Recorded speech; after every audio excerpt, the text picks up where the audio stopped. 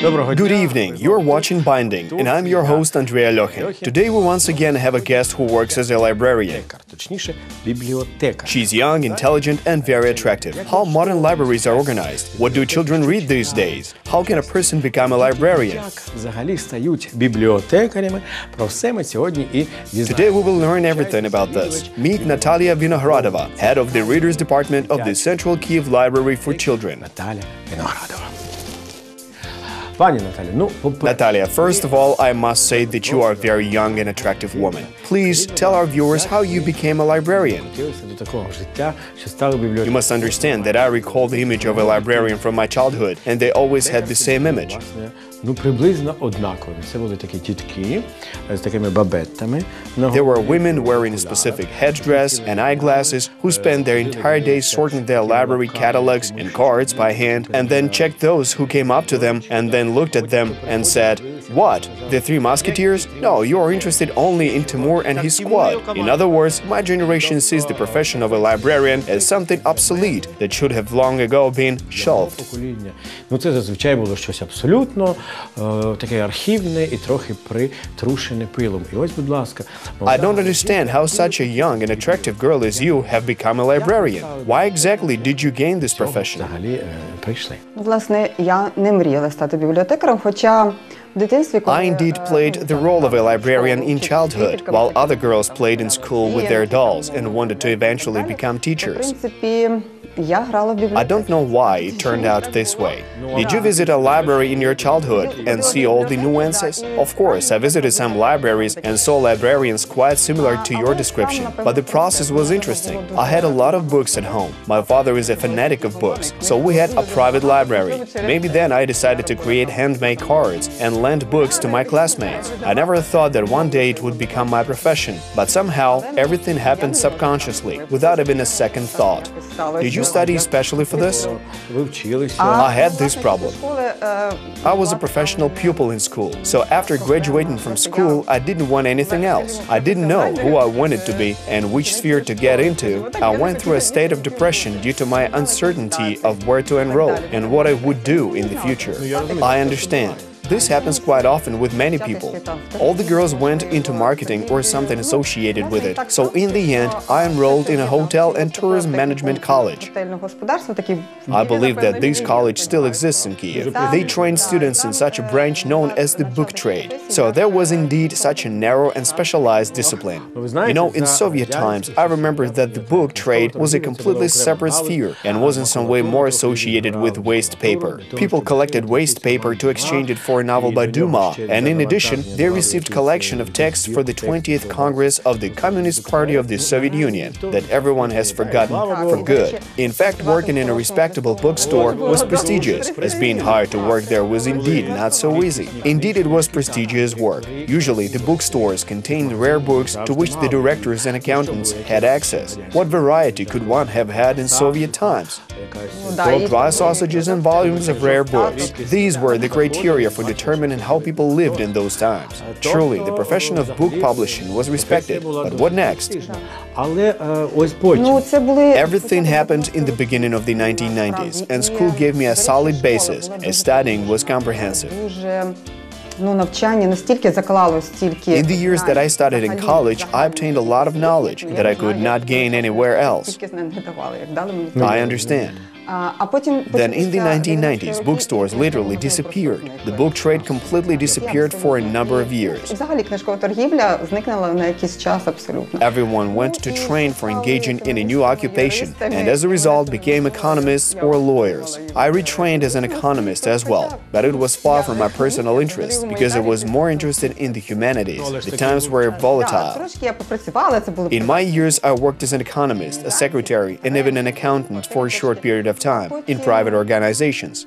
After that, I got married and did not work for 16 years. But yes. In fact, I thought, what's next? When you returned to work, it seems that your life had considerably changed. It changed to the point that eventually you decided to come back to work as a librarian. I decided to train more while I was at home, and I dedicated all my efforts to my family and children. I love books, and I felt that this profession is my calling. I thought, why should I not continue my studies? As a result, I entered into extramural Social Studies at a University of Culture and graduated from the Faculty of Bibliology and Library Science. I did it because I felt that this was perhaps my destiny. I often pay a visit to the library in which I am currently working, simply to deal with my personal matters. I went to a shoe store with kids or to a dry cleaning shop, and there I saw vacancy ads for a librarian. They were posted for a long period of time, perhaps because people that worked there were not satisfied with the low salary. I saw these ads for 10 years in a row in the same place. I always thought that maybe I should try applying for the job, so I could work with children. It turned out that this ad of vacancy was waiting for me. It was there for 10 years, but you passed by it, and then one day you made a decision that it was for you. Do you regret your decision? Absolutely not. I never regretted it, and I am happy here. So you became an employee at this library thanks to the vacancy ad and said, "Good evening, I'm a qualified specialist. I love books and kids, and I want to work here." Yes, yes. Overall, I have only 5 years of experience. You say only, but 5 years of experience should be enough for a librarian. If to jump a bit ahead, I want to ask whether the library where you work today has changed over the course of 5 years. Basically, it changed right before my eyes. Definitely, it has indeed changed quite drastically over these 5 years.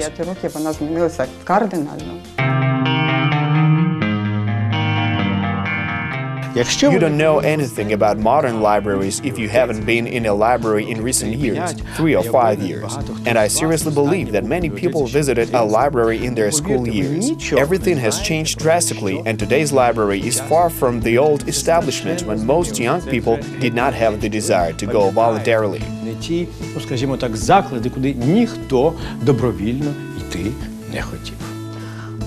In fact, the structure has remained on the surface when talking about technologies. Some major principles remain the same, just as in the old days, and in the same manner we place a paper pocket into a book with a card, and we still fix the date where to return it.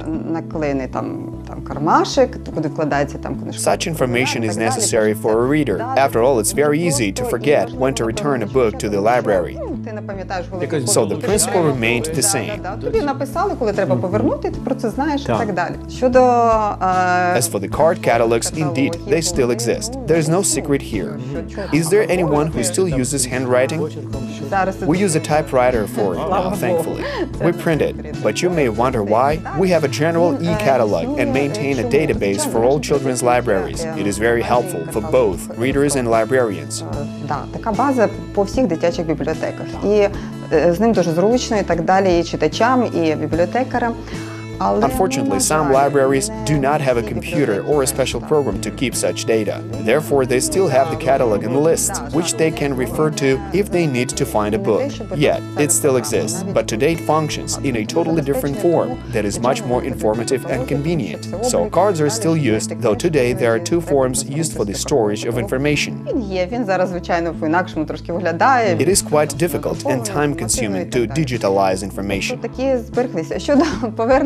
What happens and who is ultimately responsible for youngsters do not return a book? 5 years ago, when I was just hired, there was a coordinated system of fines. That meant that anyone who took out books and returned them late had to pay a fine. Wow, have you ever fined someone? If it is a children's library, then even kids were fined. Yes, we even had some charge services. For example, to open a card cost 1 hryvnia. The extension via telephone cost 57 kopecks, which was strange for me. I cannot explain the 57 kopecks fine to this day. Сума, яка просто, 57 копійок навіть важко зараз відрахувати. I don't even remember. It cost a few kopecks based on the amount of charge for a full day. Everything was calculated then and noted in receipt. Все рахувалося, все записувалося. Бібліотекар. In fact, librarians then drew up a receipt that was something similar to a cash register receipt, which is by standards issued in a supermarket or a bank. Yeah, and someone calculated the amount of such a fee. Everything was given to a person. A reader was given a receipt, and copies were given to the accounting department, which had a lot of trouble with these fees. Have you ever recorded these kopecks? We started to work with a new, more progressive director of the library after starting reorganization, and we decided that it was simply some kind of a joke. I mean, it's even embarrassing in actual practice. Truthfully, let's put it this way, this practice is not dignifying. Even when the card cost 1 hryvnia, people said, why charge a hryvnia? So now we're giving it away free of charge. We're communicating with our readers differently when the issue is about not returning books. Так, у нас зараз відбувається спілкування з читачами нашими. I have noticed that we are becoming, if not close friends with them, then at least casual friends. You know, you don't want to ruin good relationships. We ask our readers, like friends, to return a book in time, but we also understand if they return them late. After all, they all face different situations in life. Some left, some have children that have a lot of homework, or their child got sick. We never blame our readers. However, we always ask them, please don't delay in returning the book. This is always a better solution than finding them the copies that we calculated, and children are not afraid to come due to a delay in returning a book. I will repent in front all of Ukraine that I remember I still have some small children's books from the library that I never returned, because I was always afraid that I would be severely punished for this misconduct. I was always ashamed of not returning a book to a library on time. Це було страшенно соромно, що ти вчасно не здав книжку. Я гадаю, ви всі пам'ятаєте, що саме ви... I think that you remember what you had read in your childhood, from Jules Verne and adventure books to some Soviet epochal novels like Timur and his squad or something alike. Радянщина, Тимур, його команда, тощо, тощо, тощо. Today, children are completely different and they read totally different books. I am wondering whether they're even interested in novels written by Jules Verne, or have his works become a thing of the past. Our guest knows the answers to these questions. Всі відповіді на це має наша сьогоднішня гостя. So to speak, today it is a different generation. They have unique literature, and it is normal.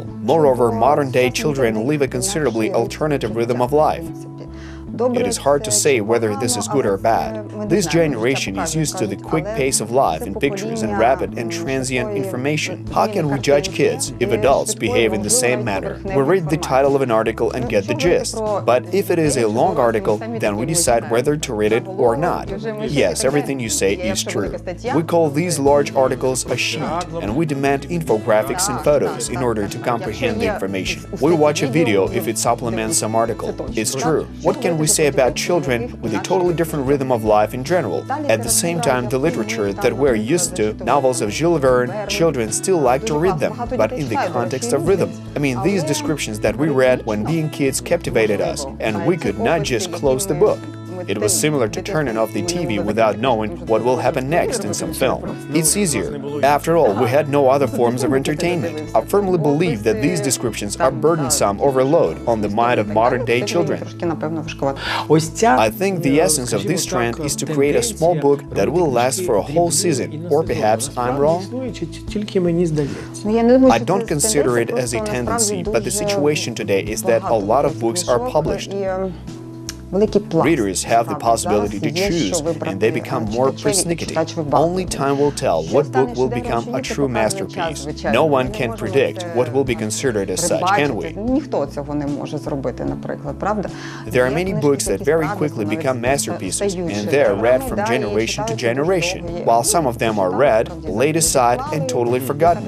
Yes, so it's normal, absolutely normal. Це абсолютно нормально. I'm not sure if it is possible right now to note, but can you assess several authors of children's books as exemplary, or as those whose books children must read, or those whom you like? Which novels would you recommend to children if you had an opportunity? Maybe you can tell about some specific pieces. I very well understand that you will not get anything in return, and it is not quite comfortable. But let's suppose you have this opportunity. Let's put it this way. Which author would you distinguish? Of course, you may not recollect all those you wanted to mention, but forgot, and then in 2 days you will recollect them and say, I should have mentioned them. I understand this factor as well as those who are watching our program, but please, note the authors that you personally like.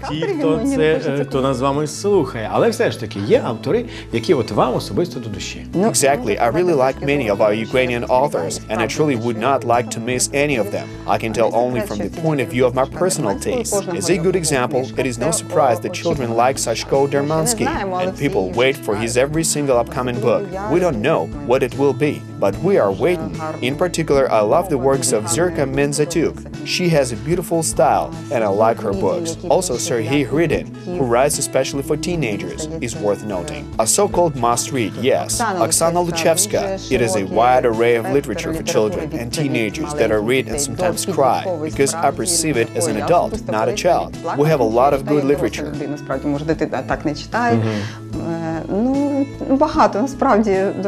I adore Halia Tkachuk and her books. She has a very authentic style. I should also note Marichka Morozenko. She is at the top of my list of best writers. If I will start to specify each author...